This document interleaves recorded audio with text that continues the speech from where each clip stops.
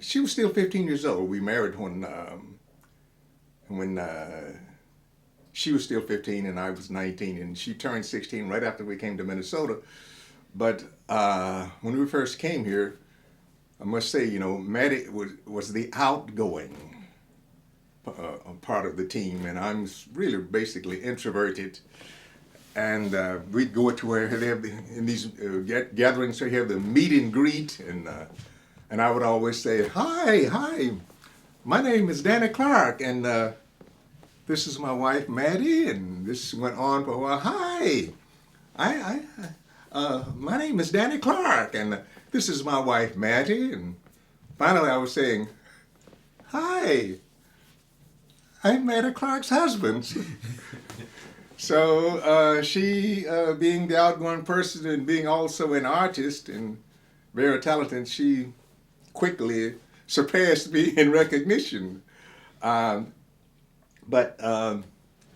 Matt and I married in Mississippi, and as I said, we went to the same school. And I really didn't pay much attention to her. She was about 3.5 years behind me, age-wise, and a couple of years behind me in school. And the first time that I noticed her really was they had a contest, and the person who could raise the most money would get 20 free lunches in the lunchroom. And I ate in the lunchroom, but I never saw her in there. And but I thought, hey, 20 free lunches, why not? And I was going around raising money. I mean, in my own way of trying to raise money, and getting toward the end. Someone said that Mattie Anthony is going to beat you in this contest for those free lunches. So I started scrambling, seeing if I could raise more money so I could win this contest. And one of my teachers, my favorite teacher, taught a veterans class at night. And I visited the veterans class and stated my case, and they all raised money for me at the veterans class. And I thought maybe I still had a shot when we got to the final day. But the final day, I mean, it wasn't close. She romped me, and I found out later on why. But in the meantime, I started kind of noticing, because they had her sitting up on the stage with a younger brother to let the people know who had won the contest. And there was this little girl that she had this huge knot on the side of her head, right in her temple, about the size of a peach. And I found out later on, and that's part of the story I will get to, why she had that big knot on her head. She was not born with it. But we married and came here to Minnesota, and she always... We struggled we struggled at the beginning. Initially, I had a job paying $1 an hour, and then I moved to a job paying $1.25 an hour, and then I got a job in the post office. And in the transition from my $1.25 hour job to the post office, there was this like 2 weeks lull before I got paid, and we ran out of food, and I was pretty down about it, But she would always meet me at the door when I'd come home from work and open the door with this big radiant smile and just fill the place with sunshine. And when I came in this night from work, all down because we'd run out of food, my check still hadn't come in. And she saw that I was sort of slightly, depressed or down. And she just gave me this big radiant smile and says, I'm happy. And that just sustained me until we got our first check. And that was the kind of person she was. Smiled every day, laughed every day, and just kept things going when I had a tendency to sort of take things pretty seriously. And one day I came from work, and it was a totally different picture that I walked into, something I was totally unprepared for. She didn't come to the door, so I unlocked the door and came in, and she was crouched in a corner with the most terrified look I think I've ever seen on any human face. And I was caught so totally off guard, I just said, baby, what's the matter? And she said, I broke a plate. And my first instinct was, which I had learned as a child, that action speaks louder than words. So I felt there was nothing that I could say or knew to say. So I said, my actions has to get us through this. So what I did is I kind of shrugged like that and went on and took my coat off and went on about my business. And when we went to bed that night, she put her head on my shoulder and fell asleep crying. And she did that for several times. And after that, the smiles were back and all of that. And I felt I approached that right. I never asked her why she was so terrified breaking the dish, but I thought to reassure her that there was no problem in this house. You break a dish in this house, nothing is it's of no consequence. And so she started telling me about her childhood, the life she lived before actually before we got married. And the first thing that she told me was when she was a little girl, in the South, they had these huge fireplaces. Some homes had only 2 rooms, this big front room with a big fireplace, and you went to the side walls where people slept and had a tiny kitchen in the back of the house. And she was telling me that her mother was sitting at the fire and holding her and asked her father to attend to her while she go and take care of something, whatever she had to do. And when her mother left, her father gave her an apple and left her sitting in the chair in front of this huge fireplace. And she said the apple rolled, she lost grip on the apple, it rolled out and rolled right into the ashes in the fireplace. And she crawled down out of the chair and went to get this apple and fell into the coals in the fireplace. And that's where she was. So the mother came and found her, and she said her mother screamed and then picked up, and there was this huge coal in her temple. And that's where she had this, what they call a keloid, grew from that. And she said that eventually her grandmother took her in when she was very young. And her grandmother took her to the doctor.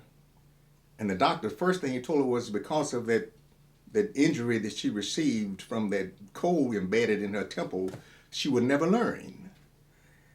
And her grandmother thought she can accept that I have a granddaughter that will never be able to learn.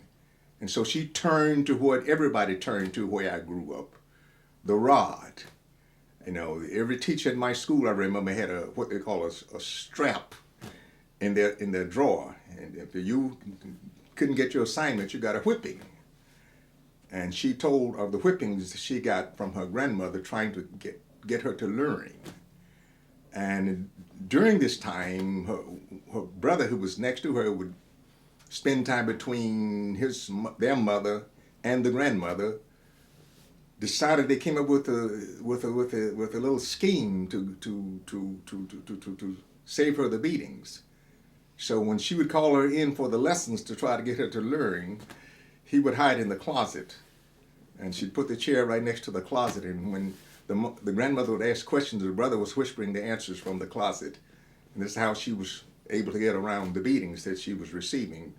But she did eventually start grasping things. And when she did, her thirst for knowledge seems to have been overwhelming. And they were, so you might say poor, but there were poor people, books was a luxury. But she wanted to, when she learned how to read, she wanted to read all the time, but there were no books in her house. So what she would do, she would go and knock on the doors in the neighborhood, and people come to the door, she says, "Do you have books?" And if people had books, they would say, "Yeah." She said, "Can I come in and read your books?" And some of the neighbors, she said, they were pleased that this little girl wanted to come in and read books. They would let her come in and read books. And she told me that one of the greatest disappointments she had was that by this time her great-grandmother had moved in, and her great-grandmother And her grandmother promised her that on her birthday they would buy her a set of encyclopedias. And oh, she talked about how that was so, it was like, oh God, she was going to get a set of encyclopedias. And she couldn't wait till her birthday came so she could get those set of encyclopedias. And she came home from school on the day of her birthday, all excited, thinking those encyclopedias were going to be there waiting for her, and they had a typewriter. And she said one of the biggest disappointments that she can remember in her childhood is they decided to get her a typewriter instead of those encyclopedias. And when they saw how disappointed she was, they said, well, we thought that this is something that would come in handy later on. Maybe you could, when you become an adult, you would know how to type and you could get a job as a typist. And she said that didn't mean a thing to her. She wanted those encyclopedias. So when she came here, that's what she did. Whenever she got a little extra money, first she would go to the library all the time. And one of our neighbors said, says, I remember, after years later, I remember looking out my window and seeing you with that little red wagon and your little girls headed to the library. And I look out again and say, you're coming from the library and you got the little red wagon stacked up with books. And so then when she got to the point where we could buy books, that's what she would do, just buy books. On my birthday, I would get a book. And in elementary school, the teacher asked the kids in my oldest daughter's class how many books they had in their house. And she was telling us later, said some kids would say 1, and some would say maybe 5, and some would say 10. And it got to my daughter, and she said 700. And what happened, the teacher didn't believe her, and he was baffled why. He said, this is a little girl I've never had any trouble with. She's always been honest and forthright. Why would she tell this lie to me that she has 700 books in her home? But at that time, it was 700 when she had last counted. But since she counted, it was actually 1,000 books we had. So one day there was a knock on the door, and here was her teacher. And he admitted why he came. He said, your daughter told me that I was asking my class how many books each kid had, and she said 700. And I said, well, she's never lied to me before. I had to come over here. I was so baffled by the fact that she would make up such a lie. So we invited him in, and hey, we had these 1,000 books on the wall. And so that's how I loved reading, but running to the library, running to the bookstore and buying books was not one of the things that was on my agenda, but she surrounded me with books. And so, but that was one aspect of her life that came out of her experience in Mississippi. Now, one other aspect of her life when she moved in with her grandmother, she was married to her. It was her second husband, and he was. Everybody knew him. He was a legend in this town by the time I came along. Everybody talked about Peter Crape, the double-jointed man. This tall, huge, double-jointed man, or Peter Crape, the plumber. And our teacher told us about Peter Crape. Had saved, not single-handedly, but had saved a young man in our town from a lynching earlier on.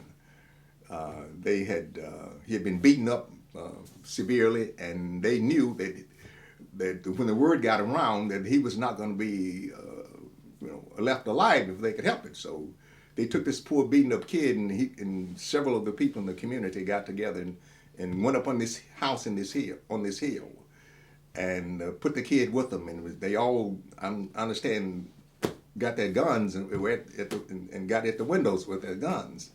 And sure enough, here comes the mob crowd, and my teacher was telling me this, and said Pete Crape, the plumber, the double-jointed man, walked out of the house, and walked down the hill and faced down the mob crowd and told them, he said, he's up here. We have the kid up here, but you can't get him. We're here and we're armed. And so they all got in their cars and drove back. And what they did is they took him somewhere. I don't know how they got him out of town and sent him north. But that was the big talk about the double-jointed man. That was her step-grandfather. And she told me that as a little girl, what a great experience she had with her step-grandfather, how when he'd come home from work and sit in the chair and cross his legs, he would let her ride on his foot. And when he would rock his foot, she felt like she was riding a horse. And then he died when she was still young. So there's another adjustment that she had to make in her life. And I think about how Matt and I were married for 53 years. And she had my back for that entire 53 years. It was the great experience for me to know that I had a true friend and someone that I knew that was always be in my corner. And see, I thought that it was 53 years that she had my back. But she was telling me that when she was a little girl, she was out on the campus playing. And the school where we attended, it was like a T-shaped. The front of the school faced the west, and then all of the classrooms were as a part of the T, and at the top of the T, and then the bottom of the T was the auditorium.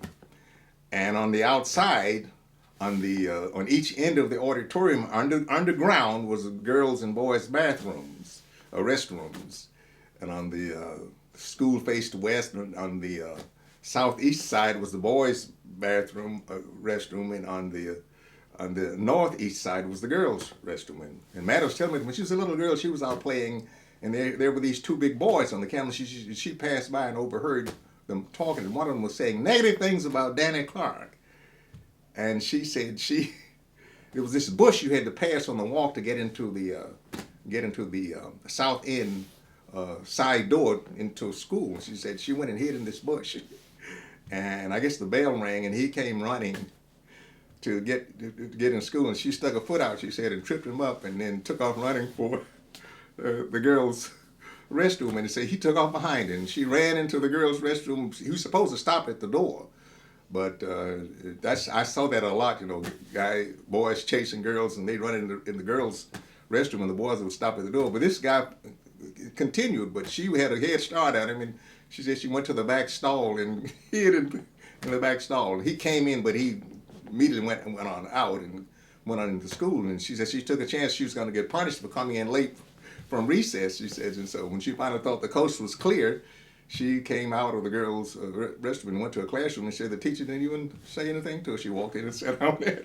And I thought, wow, I thought she had my back. Once we got married, she had my back when she was a little girl.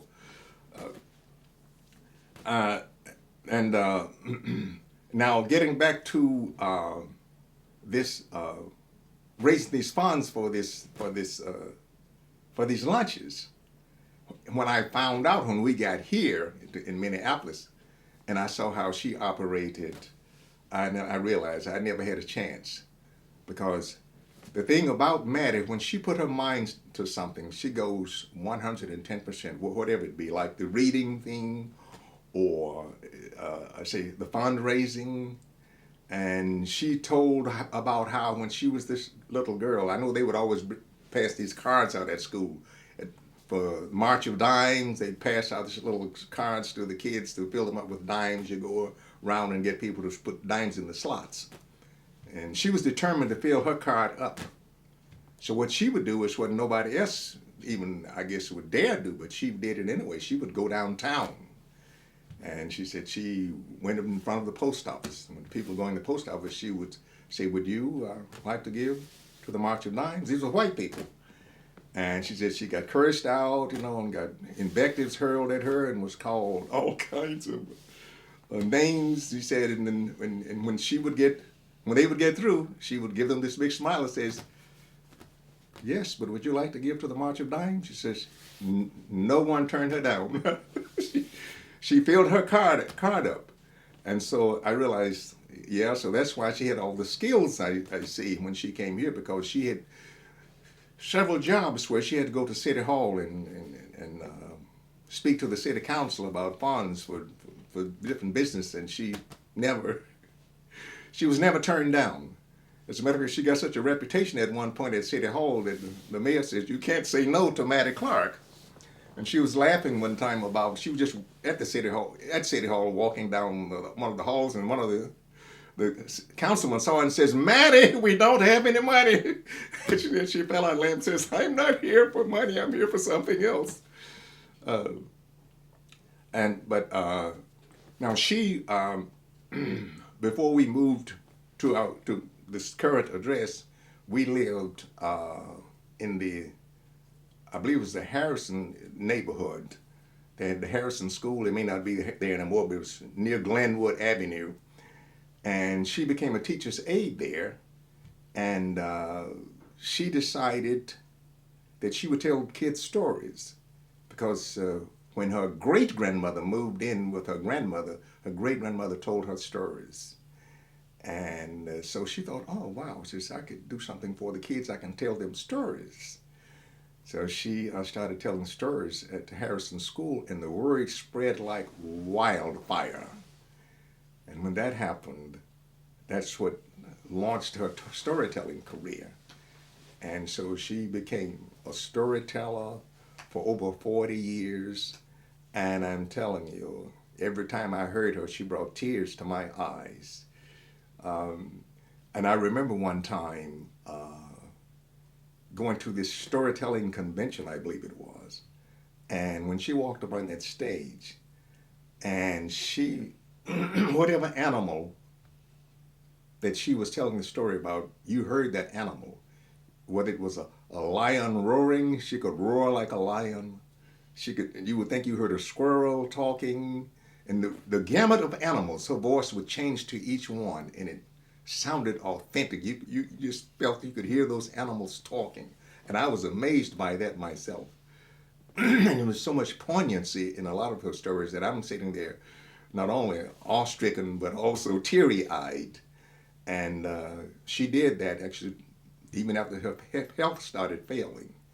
And before her health started failing, when she walked around, the command of the stage was incredible. But I saw her in her latter years when she couldn't walk anymore, so she had to sit in a chair. But she still brought that power to her storytelling. And as a matter of fact, she continued to tell stories right up until she was on a walker and couldn't go anymore. And but one of the last things she did when she had visitors before she passed on is she sat in a chair right here and had people sitting across from her with their mouths open. Because any time that she never lost that powerful voice and that ability to just just just make the room the electricity, bring less electricity to a room just by the stories that she told. Now, Mattie was involved in many things. She had a radio show for 8 years at, I believe it was KMOJ. At this moment, I can't think of the title of a radio show. But then she also wrote in a column called Diamond in the Rough. She wrote that for 8 years. She had this capacity to see the goodness in people and just what we might call ordinary people. She could interview them and write a story about them, and you would, oh. And I remember she wrote an article about her mother and her grandmother. And I went to Mississippi to visit her grandmother one time, and my brother and his wife from Philadelphia was there also. And she was sitting on the side of her bed, her grandmother, and had those articles pinned above her bed. And she was sitting there with such pride and such feeling of accomplishment. It was almost as indescribable. And when I told Mattie about it, she says, I'm glad you shared that with me. That made her feel so good to know that she had brought that kind of joy to her grandmother. And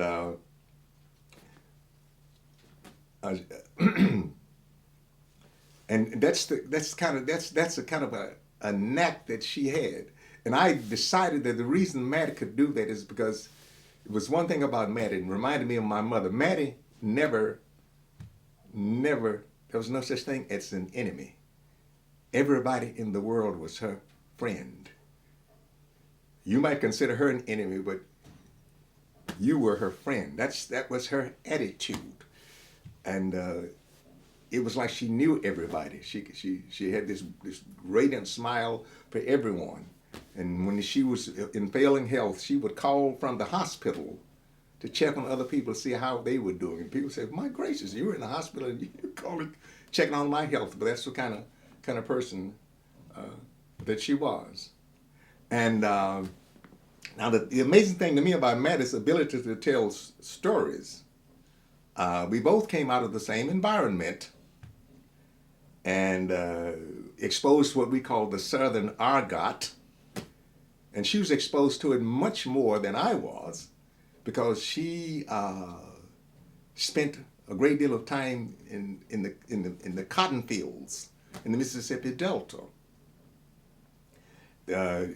During cotton chopping season in the summertime, they had trucks and buses that would just haul people from the hills to the Delta in the summertime to chop and hold the cotton. And in the fall, they would pick the cotton. And Mattie was one of those, from one of those families where the children would come on the first day of school and they would register, get their books. You didn't see them until the cotton picking season was over. Now, Mattie started working in the cotton fields when she was, I believe she was 5 years old. She said she was 5 years old. And I'm trying to think, when did she say she was able to pick over 100 pounds of cotton? Very early on, she could pick over 100 pounds of cotton. And I saw a movie recently, and they were showing people picking cotton. And I was amused by the fact that they was standing straight up and picking the cotton out of the bowls like they were picking petals from a flower. That is not the way they pick cotton. There were people who could pick anywhere from 200 pounds to 400 pounds of cotton. They'd have a sack on each shoulder, and both hands would be moving nonstop. My mom took me to the Delta a couple of times, and I was amazed at people. They would bend like this, and their hands was going like a machine all day long. And I was able at one time to pick over 100 pounds of cotton. It was I was surprised at myself. But Mattie, at a very young age, got to the point where she could pick over 200 pounds of cotton. She told the story about she was in the field with her grandmother, and her grandmother, they had some prisoners called the Parchman from Mississippi. They had some prisoners picking cotton in this field. And her grandmother told her, says, "I want you to keep up with that prisoner." And the guy hurried her, and he told her, "Little girl, you can't keep up with me picking cotton." But he was shocked at how fast Mattie could pick cotton. And she said what he did is on the side he relieved himself in his cotton sack. And she said, "Mama," she called her grandmother Mama. She said, "Mama," she said, "peeing in his cotton." She said, "That's all right, just go on, just keep on picking." And she said, and she and this prisoner went toe to toe. At the end of the day, she said, "Little girl, woo, you sure can pick cotton." And she told something else that really stuck with me, is how she said it caught her attention, because every day this man would, at lunchtime, when they would stop to eat their lunch, he would always open his little bag, a bucket, or whatever he had, and he would say, "Now I know somebody's out here is going to help me eat this food." He said, I can't eat all this food. And some of you said, "Come and help me eat this food." And she said every day he would say the same thing. And at lunchtime, he would open his bucket and said, "Oh, I know some of you are going to help me eat this food." And she said, "Why is he bringing more than he can eat?" And then she realized that he knew that there were people who actually couldn't even afford to bring a lunch, and he was trying to help that way, but yet let people keep their dignity intact. So in trying to make a person feel like, "I know you need something to eat," he would just say, "Can you help me eat my food?" And she was quite impressed by that. And she told me that her grandmother said, she said, you don't ever want to be tight-fisted, because if you are tight-fisted, nothing comes out and nothing can get in. And later on, I was glad that she won out in that contest for those free lunches, because she would always go home to eat lunch, and she told me she would see kids at school who didn't have lunch money and was didn't have was hungry. She said she would bring them home with her, and her grandmother was okay by it. She was feeding other children who didn't have lunch money, and she told about how in the field, and I didn't go there. I just went a few times, so I didn't have that experience. But she was telling about how when you were chopping cotton, you had to chop all day long. You would start at daybreak and go till the end of the day. And if you got sick, or didn't get through the day, you got nothing, got no pay. And she said when she remembered as a little girl, she would get sick, and the grandmother wouldn't let her stop working because they needed the money, I guess. And she said she remembered, throwing up in the field, and the grandmother said, you got to keep going. And I know the one time my mother took me to the chop cotton in the Delta. One time, it was extremely hot, and I recall how people were fainting in the field, and that taught me a lesson about people, reacting to the visuals. Because I remember this young girl, she was older than me. She was in high school at the time, but she was considered one of the pretty girls on the campus, and she fainted during the cotton chopping, cotton chopping. And you should have seen that some of the guys, came to her rescue, and they were tending to her and took her to the bus, so there was so much attention paid to her fainting that the word got back to the big boss that this young girl didn't do a full day. But he must have been, I guess they would consider one of the kind ones. He just cut her pay. And I remember the excitement among the people going down there because it was $5 a day, and that was double what they normally paid. You were paid $2 or $2.50 a day to chop cotton, and the word went all through our little town says they're paying $5 at this particular plantation, whatever in Mississippi, in the Delta.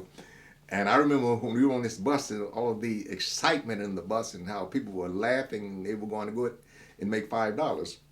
And this one young girl who was considered beautiful had fainted in the field, and I don't know what she was given, but she was not given the full $5 at the end of the day.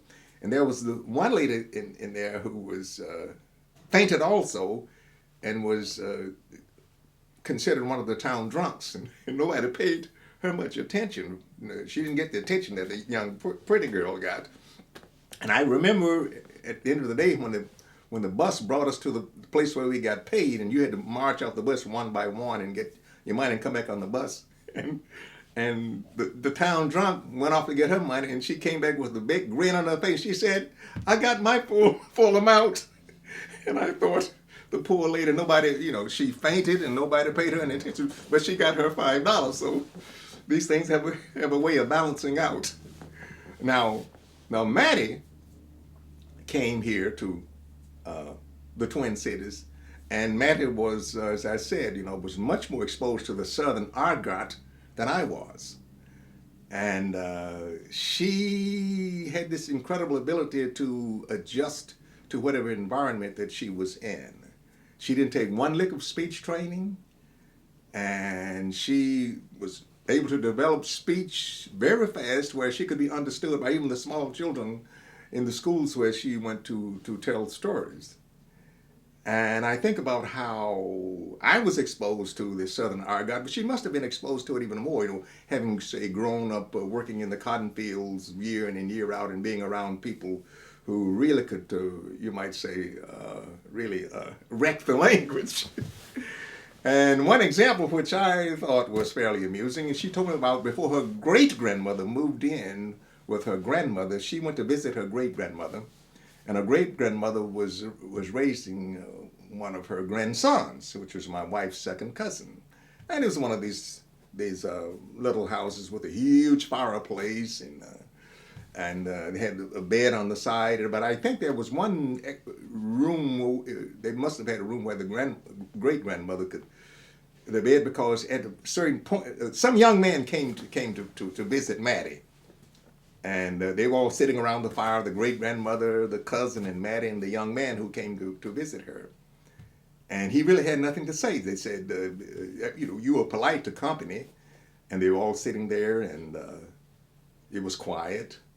And she said about maybe every 10 minutes he would look up and he says, "Le man, you sure is pretty." And I says, "Well, okay, now what was he saying?" What he was saying was, "Little Mattie, you sure are pretty." The way it came out was, "Little man, you sure is pretty." But that's all he had to say. And see, she said they sat by the fire, and as time moved on, the grandmother got up and excused herself, said it was time to go to bed. And the great grandmother went to bed and left the cousin sitting there. And it was quiet and sit in front of the fire, and every now and then she would hear, "Le man, you sure is pretty." And finally the cousins got up, and his bed was in the corner of the room.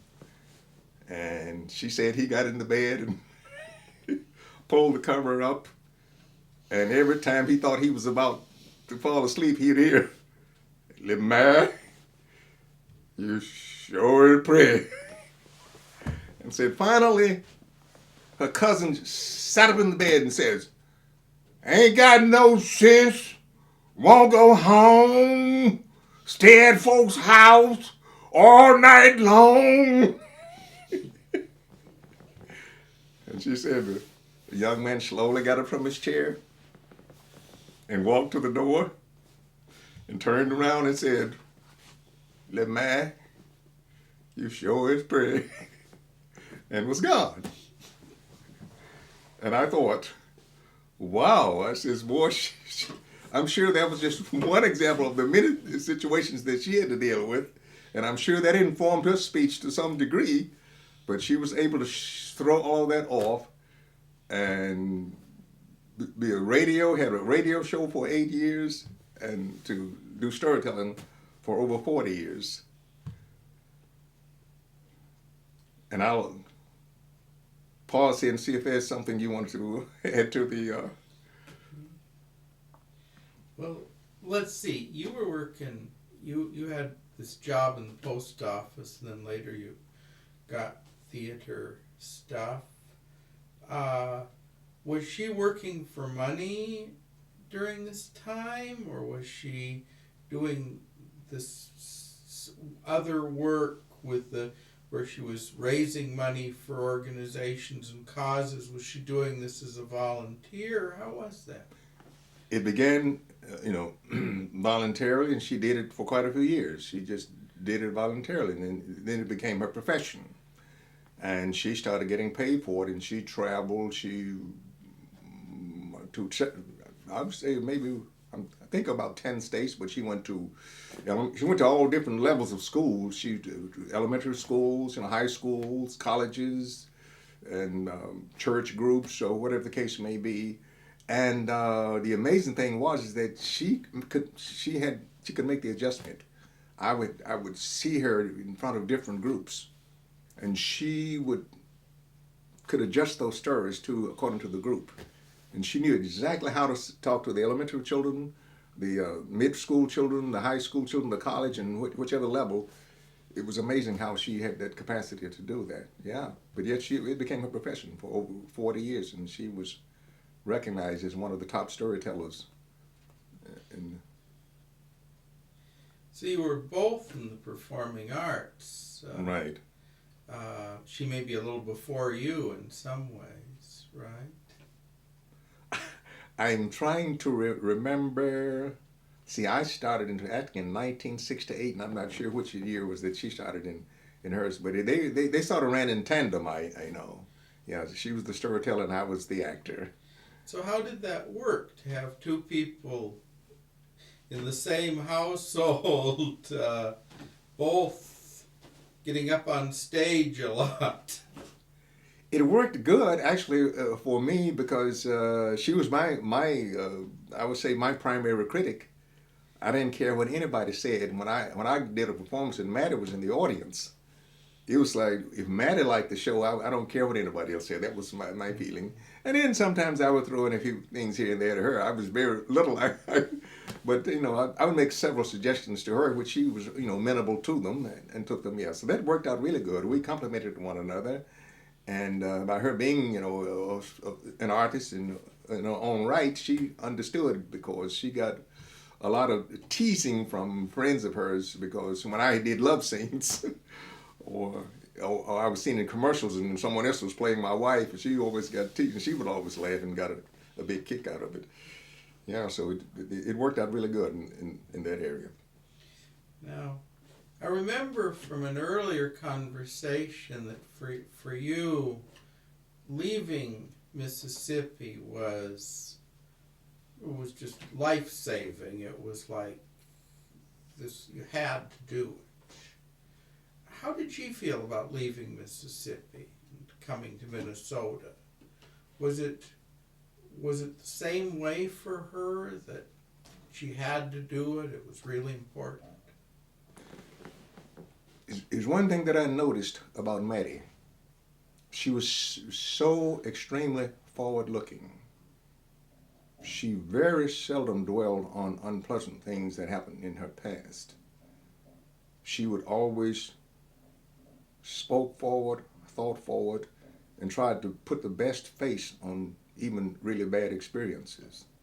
But there's one thing that I noticed that throughout our 53 years of marriage, there was a recurring statement that she would make to me. She would say, "Baby, I'm glad you didn't leave me in Mississippi." See, the thing is, at the beginning, I had thought, well, I don't know if I should subject her to coming to a city, no job, no place to stay. I should maybe go and try to establish and then send for her. That's what my initial my initial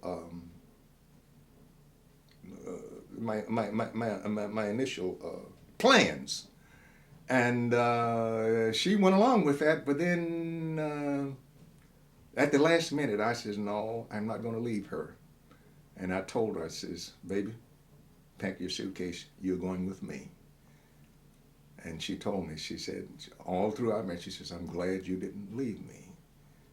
Because she told me, I remember her telling me one time, she says, "Baby," she says, "wherever you are," she says, "I'm fine with it." She said, "If we don't have a bed to sleep on," she said, "if all we have is an ironing board," she says, "I'll sleep with you on the ironing board." So yes, she was very happy to because she told me all the different experiences she had as a child, and the thing which has reminded me of my mother. She didn't tell it with any. It was no editorializing when she told. She just told you this is the way it was. You didn't hear any rancor in her voice. There's no bitterness. It was just this was my experience. And this was my experience, and sometimes she would tell me some of the experiences she had as a child, and I'm practically cringing because it seems to me that her life was even much tougher and much more brutal than mine was. And just to give you an example, her step-grandfather that she was so enamored with, who let her ride horsey on his shoe, he passed when she was still a very young girl. So there her grandmother was a widow, and with responsibility, there of the house and then raising her granddaughter. And she told me how her grandmother was very talented, multi-talented. She was a midwife, she was a beautician, and she made things. She made hats and quilts and things of that nature. And she was talked about how when, say, sometimes if someone knocked on the door, and they needed her for a midwife, and she had to go into the country. And she told about sometimes, I guess, she was gone for several days. And here she was, by herself in the house. And she told about how, told me several instances that happened during this time. She said one time there was a knock on the door. And she went to the door and looked, and it was a man. And she, her grandmother had given her instructions not to let anybody in the house while she was away. And she said, yes, however, and he said he would come by to see her grandmother. She said, she's not here. He says, well, you can let me in, we're friends. And she said, no, I can't do that. And said he walked away, and she looked, and he was walking down the side of the house, and she knew he was going to try to get in the back. And she said she ran to the back door, and she bolted the back door. And then he came and said, and he started shaking the door like he was going to try to, shake the door open anyway. And I kind of laughed about it later because she told me, she said, if he had come in and got through that door, she said, it was going to be me and him. I says, maybe. I said, she figured she was going to have to fight him off. And I said, you probably should have run out the front door if he had gotten through that back door.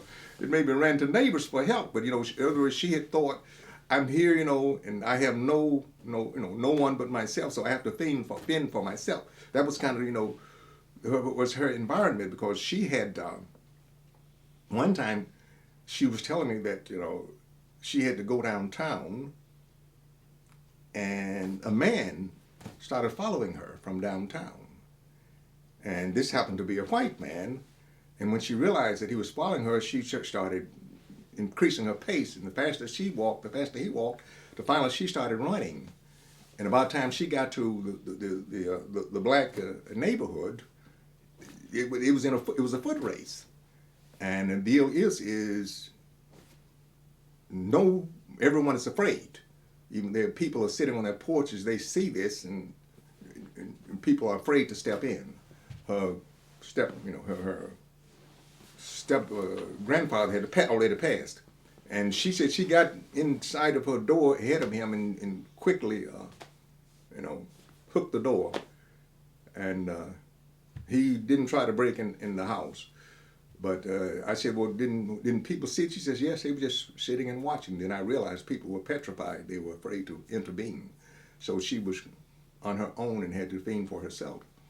And when her grandmother found out about this, you feel you have to do all you can to protect your child. So when she would send her to town, it was, she says, you have X number of minutes to be back to the house. And I know sometimes one time I was coming from school and I saw her passing, and I was trying to say hello, she passed me so fast. And I didn't know at the time until we were married years later that that's the way she went to town, when she was walking at top speed, because she had a deadline to get back home, so her grandmother wouldn't be, if she didn't get back at the time, her grandmother would be coming, looking for her. And that was part of the way she grew up. The Mississippi Delta from the age of 5, working in the cotton fields all day. And she had this incredible ability to sense things. And she told about this time when she was in the Mississippi Delta, there was this lady had all of the children with her. And one was a toddler. And she said, she knew that better than you don't say anything to a mother about their children, or how, any suggestions about how to tend to their children. And she said, but something came over her very strong. Tell that lady to make sure that all her children are on the bus when they leave. And she said she knew, that it was a no-no, but she said it was so strong. She went up to her and says, ma'am, excuse me, but you probably should make sure, all of your children, on the bus when you leave. And said the lady went off on her. How dare you, little girl like you going to tell me I know how to raise children. You see all these children I got, that kind of a thing. So at the end of the day, they got on the bus, and she said they had left for the wooded area, and they were on the highway. And she started asking her children, checking on her children on the bus. And she asked, where's the baby? And nobody knew. And she realized she had left the baby in the field, the toddler. And the bus driver whirled around, and Mattie told me about how she herself was so afraid something had happened to the little toddler there out in the woods, by herself. She said when they got back to the cotton fields, she says there was a little girl walking down a little side road, a little toddler. And said the mother got the little girl, and hugged and everything, and says, then looked dead at her, And I thought to myself, I said, if that lady should have walked up to her and apologized, but people have a hard time doing that. She just looked at her, and their eyes met, and they, the unseen message was, yes, you did tell me, but she would not. That's all she did was just looked at Mattie. So yeah, she was, even though she had was just short of her 16th birthday, she was about as ready, I guess, to change environment as I was. Yeah. So, how was she as a mother? She was. I guess it's just say she was a very loving mother, a very stern disciplinarian, no nonsense. All the kids knew, that I love you, and I'll smile, but you must obey. There are consequences to being disobedient. So that's the kind of mother she was, which is kind of typical, of Southern mothers where I grew up. And they all believed in, tannings. You spare the rod, you spoil the child. And so she was quite a disciplinarian. I know it was kind of funny. At her funeral, one of the preachers got up and spoke, and he said, talk about how she brought so much joy, and how she was always laughing and smiling. He said one time he misbehaved at church and said she started giving him a tanning. He says, where's the smile? She says, I am smiling. So everybody fell out laughing. I wonder how much of that he conjured up, but I'm struck as you're telling the stories that you're both people who loved language and who had an ear for language, an ear for stories. So, what was it like in the evenings here in this room when she was in her prime? I mean, did you have a lot of evenings together talking? What was it like? When I wasn't going through my routine, of speech training and recitations and everything, the house was amused at me. They'd hear me all through the house, maybe reciting Shakespeare or Edgar Allan Poe or some monologue on some play or some speech training, tongue twisters, that kind of thing. But Mattie she was a lot of fun. She read the kids' stories a lot from books. She did that a lot. But when the family was together, it was a lot of laughter, and because I had funny stories to tell, and they all made me feel like I was a comedian the way they would laugh at the stories that I tell. But yeah, that's the way it was. When the family was together, it was a lot of, and the kids were musicians, and we were all kind of touched on the arts in some manner. So yeah, it was a lively household. You mentioned the story earlier about the broken plate. Did those bad memories from her growing up in Mississippi, did they keep coming back, or did that gradually die out? That's why that caught my attention so, because she was so terrified, and I had never before that or even since seen that much terror coming from one person's, her, and it was heartbreaking. But the thing is that the fact that I responded to her the way that I did, and then for a while she would just fall asleep crying, And I felt that that was enough. I never was curious as to why she was so terrified. The subject never came up. She never, you know, talked about it. But when she stopped falling asleep crying, I knew that that had passed, and she was reassured that hey, that she was safe, and things would be okay. And that was very satisfying to me. That just by allowing her to to feel that yes, you're okay. You don't have to worry about anything terrible happening if you break a plate. But she didn't talk. No, no, she never did demonstrate that any other effect on her, except to tell me the different things that happened. But as I said, she didn't tell it as though she was scarred from it. She just was telling this is my life story, and it was. And I thought, whoa! I thought things weren't so bad for me. Her experiences were so totally opposite to mine. She lived in the largest community called Church Hill, not too far from the school, and I lived in Brickyard all the way across town. It was a small black community called Brickyard. And there was Jail Flat, Campbell Hill, Brown's Quarters, Inch's Quarters, GP. Every little black section of the town had her. And so, but most of the kids would go to the main school on Church Hill where she lived. They had the Baptist church and the Methodist church right up at the top of the hill. So it's called Church Hill. Yeah, yeah. So Mattie ended up pretty respected in the storytelling community, lots of communities here. How was it? I mean, you had these relations with white people in Mississippi as scary folks, and you had the post office for you, which was strange but sort of bearable. How did Mattie's relations with the white community work? Incredible, incredible. Mattie reminded me of my mother.